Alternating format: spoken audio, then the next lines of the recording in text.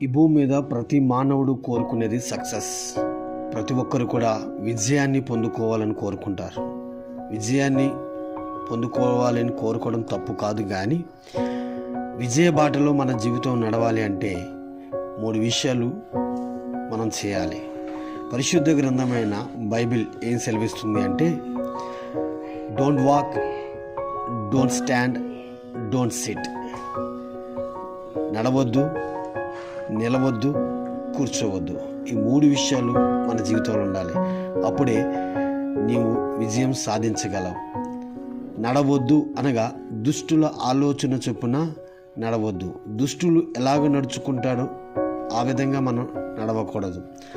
దుష్టుల ఆలోచన చొప్పున నడిచామనుకోండి, మన విజయాన్ని గమ్యాన్ని మనం చేరుకోలేము. కాబట్టి దుష్టులు ఎలా నడుస్తారో అలా నడవద్దు. రెండోది, పాపుల మార్గమున నిలవద్దు. పాపులు ఎక్కడైతే నిలుస్తారో ఆ చోటన మనం నిలవకూడదు. పాపులు నిలుచుండే చోటు భయంకరమైన స్థలాలు.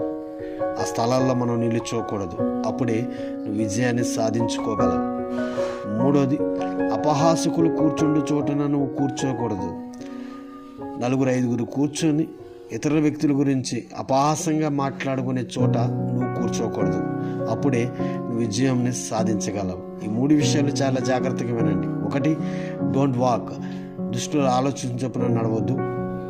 రెండోది, డోంట్ స్టాండ్, పాపుల మార్గంలో నిలవద్దు.